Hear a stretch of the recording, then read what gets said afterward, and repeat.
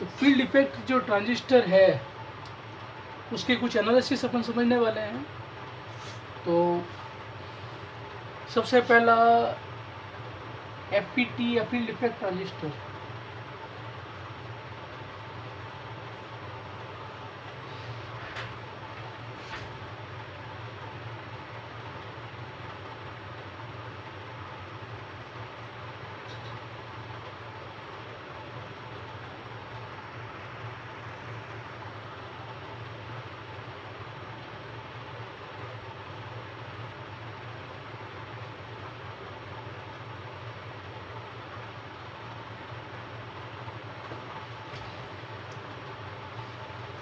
FET या field effect transistor, देखिए इसमें सबसे पहले हमें एफईटी के बारे में, जैसा हम अपनी पिछली क्लास में पढ़ चुके हैं, एफईटी में 3 टर्मिनल होते हैं, ड्रेन, गेट एवं सोर्स। एक होता है ड्रेन, दूसरा है गेट और तीसरा है सोर्स। अब ये जो तीनों टर्मिनल है इनकी बेसिक वर्किंग जो है वो अपन लास्ट क्लास में समझ चुके हैं।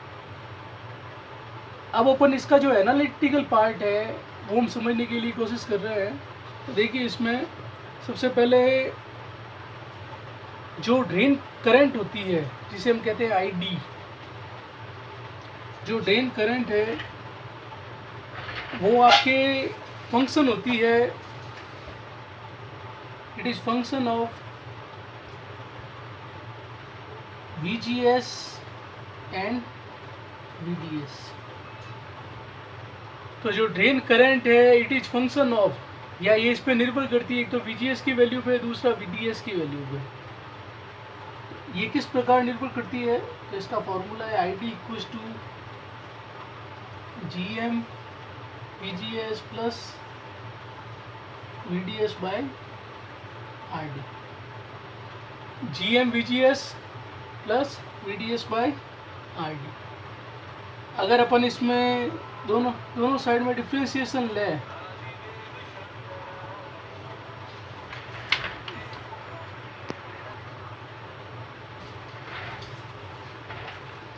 अगर दोनों साइड में डिफ्रेंशिएशन लें तो ये बनता है GM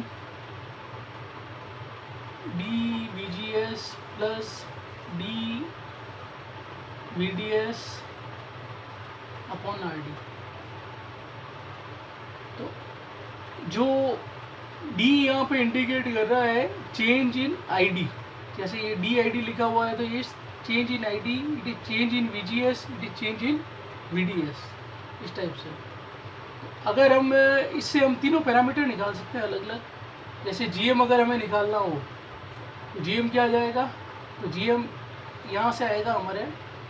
तो इस केस में अगर ये पार्ट 0 हो तो उस केस में क्या होगा, GM equals to it is DID upon D VGS, जबकि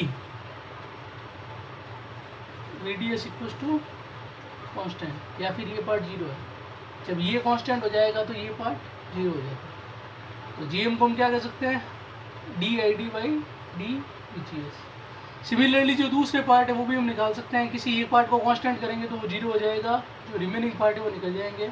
तो जैसे हम अगर RD की वैल्यू निकालनी हो मुझे, RD की वैल्यू कैसे निकलेगी, तो ये पार्ट में कांस्टेंट करना पड़ेगा। तो कांस्टेंट क्या हो जाएगा इस बार, VGS इक्वल टू कांस्टेंट। तो ये पार्ट 0 हो गया, तो उस केस में RD निकल जाएगा आपके D VDS अपॉन DID, क्योंकि ये पार्ट 0 हो गया, ये पार्ट 0 होते केवल ये दोनों पार्ट ही बचे, तो अपन इजीली निकाल सकते हैं क्या आएगा इसमें। तीसरा, जैसे इसमें हम U निकालते हैं, तो अगर ID को कांस्टेंट करें, हम तीनों को 1 बाय 1 कांस्टेंट कर रहे हैं अगर ये पार्ट कांस्टेंट हो जाए तो ये 0 हो जाएगा। ये 0 होने के बाद में आपके पास में जो फॉर्मूला बचता है वो क्या बचता है, 0 equals to GM VGS minus D VDS/RD। इसमें हमें सॉल्व करना है और इसमें हम म्यू की वैल्यू निकालेंगे। तो इसको सॉल्व करने पे हमारे पास में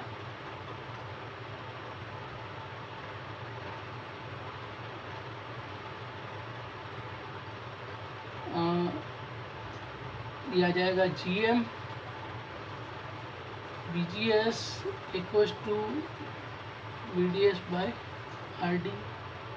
आपको निकालना है output voltage upon input voltage. तो ये यहाँ शिफ्ट होगा, ये यहाँ चला जाएगा, तो ये आ जाएगा आपके dVDS/d VGS इक्वल्स टू, इधर मल्टीप्लाई हो जाएगा, it is GM into RD। तो ये जो इनका अनुपात आता है इसको हम कहते हैं म्यू, या वोल्टेज एम्प्लीफिकेशन जो है इसका वो आता है म्यू, वो आता है GM इंटू RD। तो ये हमने इसके 3 पैरामीटर निकाले हैं। सबसे पहला पैरामीटर निकाला हमने GM, दूसरा हमने निकाला RD और तीसरा निकाला म्यू।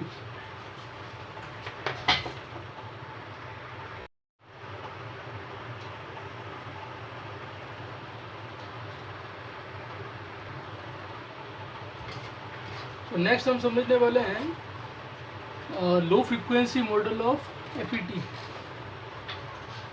तो low frequency model analysis of FET, field effect transistor. तो इसका जो लो फ्रिक्वेंसी मॉडल होता है, हमें पता है इसमें केवल 3 ही टर्मिनल होते हैं। एक तो होता है गेट, दूसरा होता है सोर्स, तीसरा होता है ड्रेन। ये 2 टर्मिनल हो गए, इनके बीच में जो वोल्टेज है वो है VGS। गेट और सोर्स के बीच में आपकी करंट सोर्स लगेगा, इसकी डायरेक्शन ये होगी, ये होगा GM VGS। और इसके पैरेलल में एक रेजिस्टेंस लगता है जो होता है स्मॉल RD। ये आपके आउटपुट वोल्टेज है ड्रेन और सोर्स के लिए, जहाँ में मिलता है VDS। तो ये इसका लो फ्रिक्वेंसी मॉडल है FET का। अब इसी तरीके से हम इसमें जो अलग अलग कॉन्फ़िगरेशन है जिसमें हम FET को कनेक्ट करते हैं, ये देखते हैं। तो हमें ये पता है कि जो FET होता है उसको इस टाइप से भी कनेक्ट किया जा सकता है।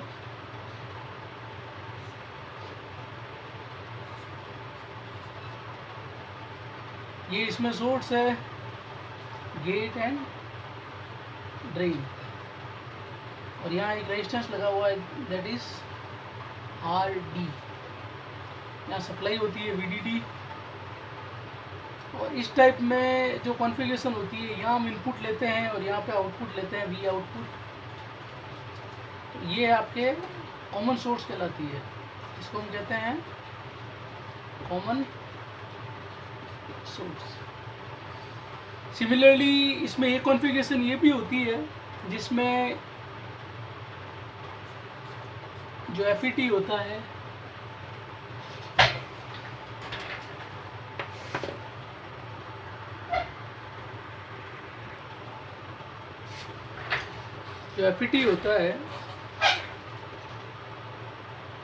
उसको हम इस टाइप से कनेक्ट करते हैं। VDD सोर्स पे जो लगा हुआ रेजिस्टेंस है RS, और यह हमारे गेट टर्मिनल होता है।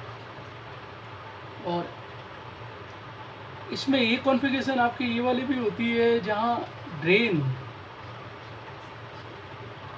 और सोर्स दोनों पे रेजिस्टेंस लगे होते हैं। इसे कहते हैं हम, यहाँ पे RD लगा होगा, यहाँ पे RS और यहाँ पे VDD। इनपुट वोल्टेज हमेशा यहाँ देते हैं 1, आउटपुट यहाँ से भी लिया जा सकता है, इसको हम कहेंगे VO1 और इसको हम कहेंगे VO2।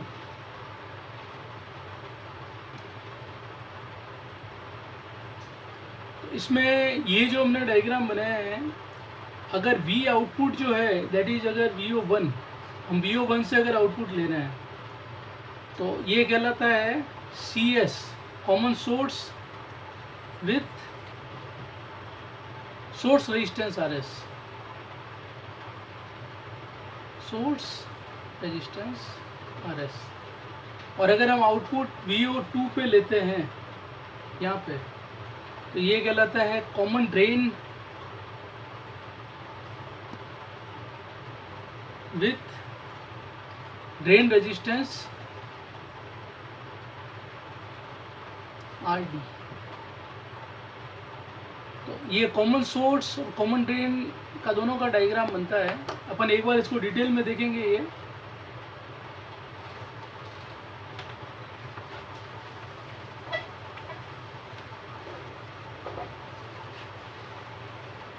देखिए, ये डायग्राम एक बार मैं वापस बनाता हूँ।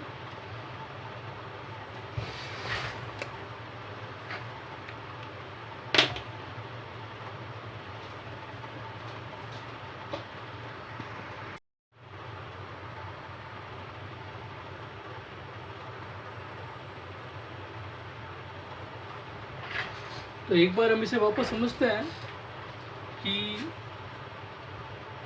किस प्रकार इसके सर्किट बनते हैं FET के। ये देखिए आप,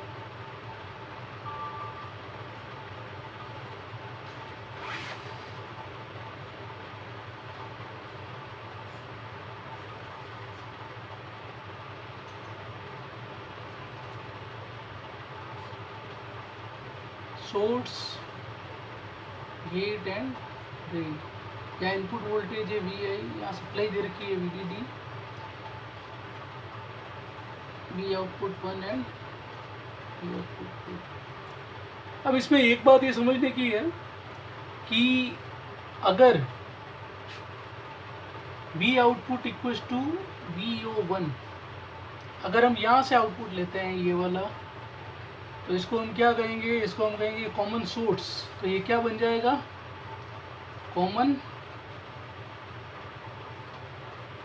सोर्स। कॉमन सोर्स हो जाएगा with drain resistance, with sorry common source with source resistance RS, और ये वाला रेजिस्टेंस होगा RD, सोर्स रेजिस्टेंस RS। अगर जो आउटपुट है ये हम यहाँ पे लेते हैं इस जगह पे, तो इसको हम कहेंगे common drain with drain resistance RD। अगर यहाँ से हम लेते हैं तो इसे हम कॉमन ड्रेन कहेंगे। तो अब इसका अपन एक बार एनालिसिस देखते हैं किस टाइप से इसका एनालिसिस होता है।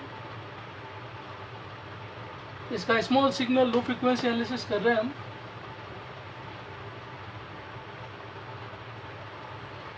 तो एक बार अपन इसका स्मॉल सिग्नल मॉडल बनाते हैं। ये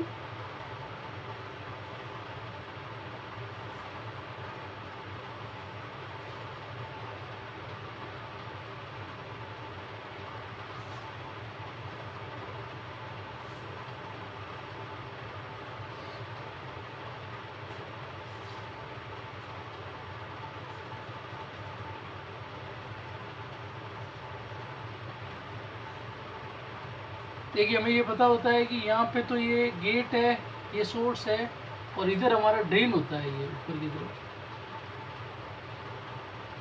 और हमें ये पता है कि यहाँ पे एक इस जगह पे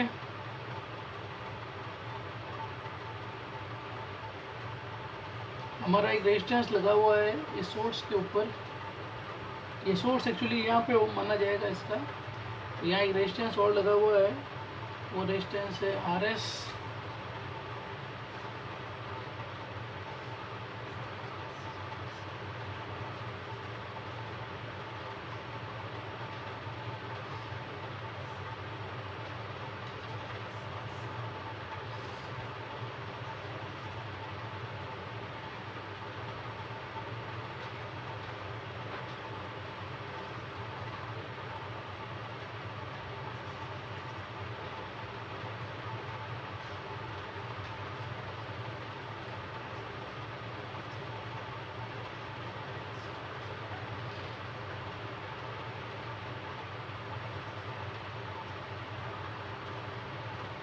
तो ये हमारा कंप्लीट सर्किट है।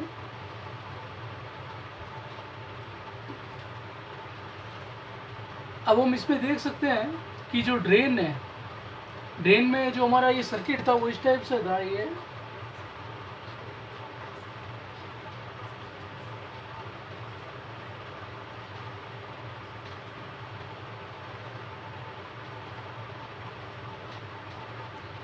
उसको अगर हम स्मॉल सिग्नल में चेंज करें तो वो इस टाइप का बनता है।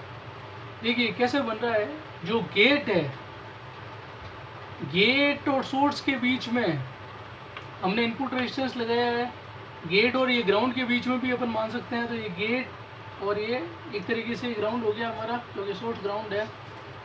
अब यहाँ हम देख सकते हैं कि गेट और ग्राउंड के बीच में इनपुट रेजिस्टेंस है। तो गेट और ये हमारा एक तरीके से ये सोर्स नहीं होगी, ग्राउंड है, इसके बीच में हमारा इनपुट वोल्टेज लगा हुआ है।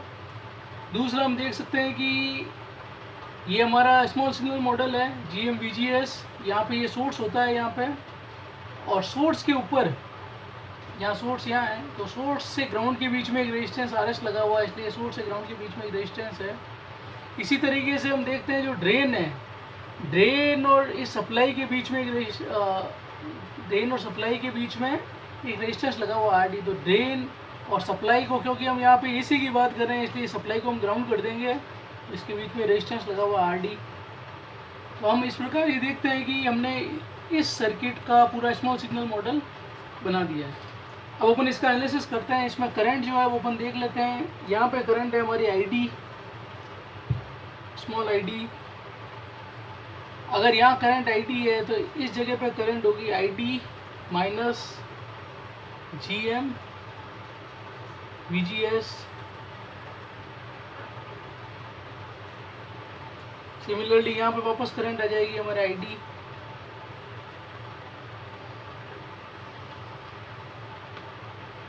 और क्योंकि सोर्स पे अगर हम लेते हैं, जैसा अपन पहले देख चुके हैं, अगर यहाँ वोल्टेज लेते हैं तो इसको हम कहेंगे VO1, और यहाँ वोल्टेज लेते हैं तो ये है VO2। तो यहाँ पे जो वोल्टेज है जो सोर्स रेजिस्टेंस पे आ रहा है ये आ जाएगा आपके VO2, और यहाँ पे जो आ रहा है ये है VO1। अब अपन इसमें कुछ एनालिटिकल टर्म्स देखते हैं, क्योंकि अब अपन ये मिटा देते हैं।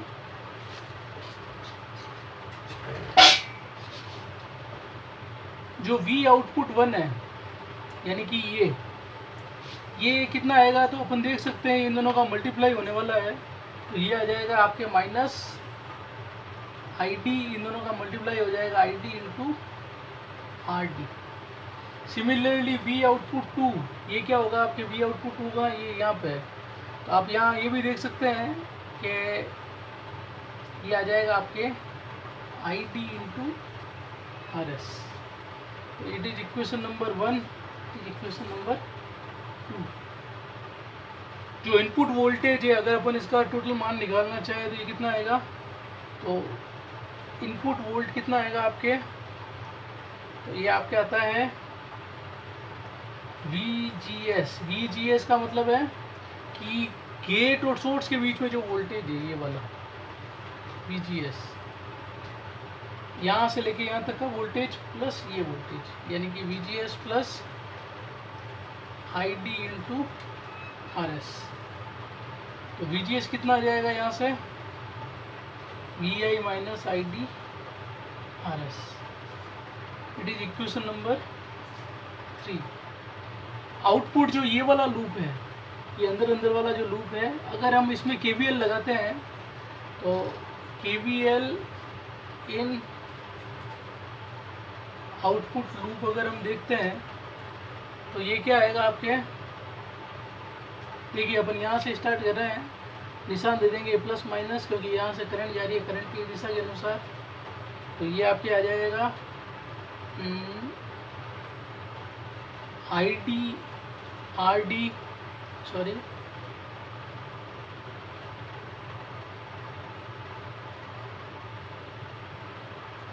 ID RD plus ID RD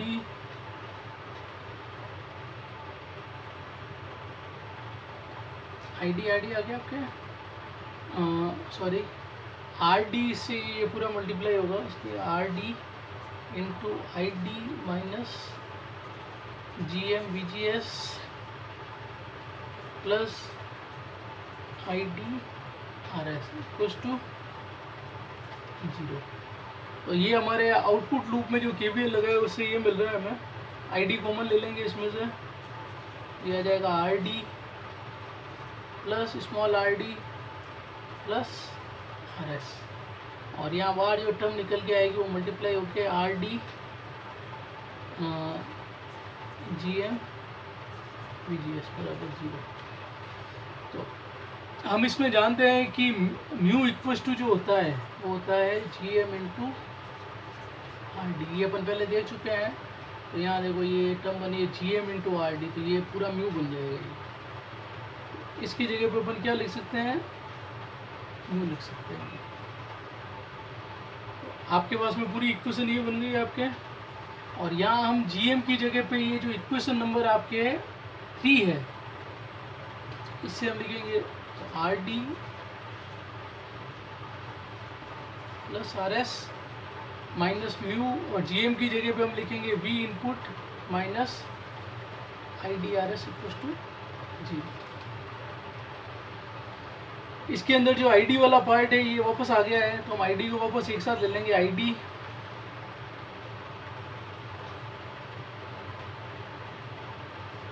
ये आ जाएगा आपके R D plus small R D plus R S plus mu into R S minus mu V I equals to 0। इस इक्वेशन से अपन आईडी का मान निकाल सकते हैं। तो आईडी बराबर क्या आ जाएगा आपके, mu V I upon R D plus small R D R S plus mu R S. तो ये आपके पास में एक पूरी इक्वेशन आती है, हम इसको इक्वेशन नंबर 4 नाम दे देते हैं ये। तो ये आपके आईडी की इक्वेशन है, जो आईडी करंट है वो अपने पास में आ गई है। आईडी करंट आने के बाद में अपन जो इसमें वोल्टेज है वो निकाल सकते हैं अलग अलग कॉन्फ़िगरेशन के लिए। तो ये इक्वेशन इंपॉर्टेंट है, तो मैं अलग अलग कॉन्फ़िगरेशन बना रहा हूँ उसके अकॉर्डिंग निकालेंगे अपन। इसको मिटा देते हैं अपन, इसकी ज़रूरत नहीं है अब। केवल जो करंट की इक्वेशन है इसकी बार बार में ज़रूरत पड़ने वाली है, अपन इसको यहाँ रख लेंगे।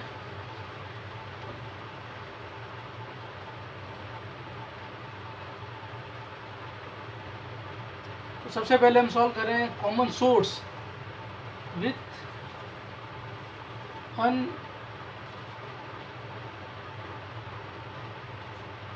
अनबाईपास्ड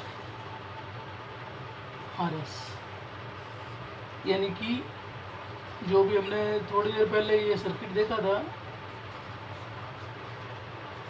कॉमन सोर्स है, आरएस लगा हुआ है, यहाँ आरडी है, यहाँ आईडीडी है, यहाँ पे इनपुट ये गेट है, ये ड्रेन है। यहाँ हम आउटपुट इस जगह पे ले रहे थे, ये अपने पहले बात हो चुकी है।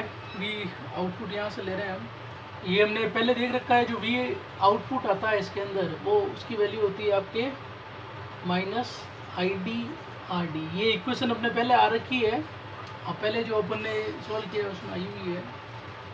Minus I D into I D की वैल्यू अपन ने निकाल रखी है, मल्टीप्लाई कर देंगे अपन। तो minus mu V I into R D upon R D plus small R D plus R S R S. तो ये हमारे पास में पूरी एक इक्वेशन प्राप्त होती है जो कि आउटपुट वोल्टेज को बता रही है। अगर हम इसमें वोल्टेज गेन निकालें ए वी, तो वोल्टेज गेन इजीली निकल सकता है। It is V output 1 upon V I, ये यहाँ आ जाएगा। तो ये आपके क्या आ जाएगा, minus mu R D upon R D plus small R D plus R S U plus. अब हमें ये पता है कि ये जो पार्ट होता है ये इस वाले पार्ट से बहुत ज़्यादा है, it is very very greater than. तो उस केस में ये क्या हो जाएगा आपके ये वाला पार्ट क्योंकि बहुत बड़ा है इसलिए, तो अप्रोक्सीमेट वैल्यू क्या आ जाती है, अपन दो अप्रोक्सीमेशन ले रहे हैं इसमें।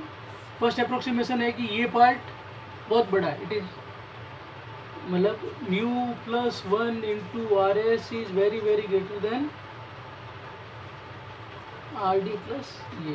पहली एज्यूमशन तो ये है, दूसरी हमने मानी है mu is very very greater than 1। उस केस में जो हमारा ए बी आएगा वो आ जाएगा माइनस आर डी अपॉन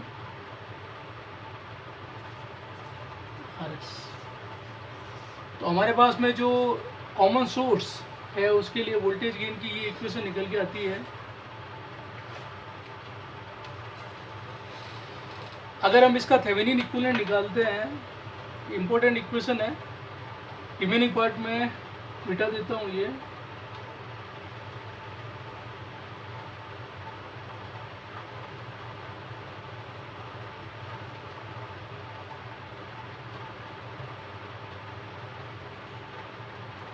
तो इसका थेवेनिन इक्विवेलेंट क्या निकलता है,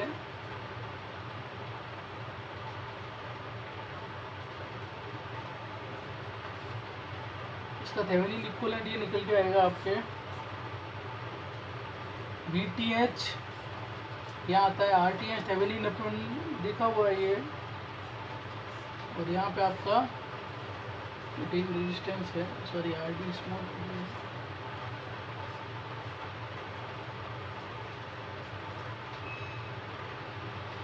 जो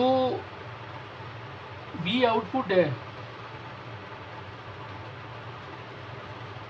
ये हमारा आना चाहिए, जो थेवेनिन अपन ने निकाल रखा है उसके accordingly are D upon R D plus R T H, दोनों का योग इंटू वी टी एच। अगर अपन इसको कंपेयर करते हैं अपने अपने पास में जो इक्वेशन थी, तो हमें ये दिखता है कि जो वी टी एच है, अगर जो पहले जो हमारी इक्वेशन आई है, कौन सी वाली इक्वेशन है वो मैं आपको एक मिनट बता देता हूँ। वो तो हमारे पास में जो फाइनल इक्वेशन आई थी ये बी ओ वन की, वो आई थी minus mu R D upon R D plus small R D mu plus 1 into R S. तो ये जो इक्वेशन आई थी, अगर हम इसमें थेवेनिन निकालें तो उस केस में हमें मिलता है जो वी टी एच का मान आता है, दोनों को कंपेयर करने पे, इन दोनों इक्वेशन को कंपेयर करने पे वी टी एच का मान आता है माइनस म्यू इंटू ये। जो आर टी एच है, आर टी एच का मान हमारे निकल के आता है, जो आर टी एच का मान है, जो आउटपुट रेजिस्टेंस का भी मान है, वो है हमारे are D plus mu plus 1 R S. और जो टोटल फेज शिफ्ट है वो आता है 180 डिग्री, क्योंकि इसमें माइनस का साइन आ रहा है इसलिए ये 180 डिग्री आता है। तो ये हमने देखा है एक कॉमन सोर्स विथ अनबाईपास रेजिस्टेंस के लिए हमारे पास में ये फाइनल वैल्यू निकल के आती है। Thank you.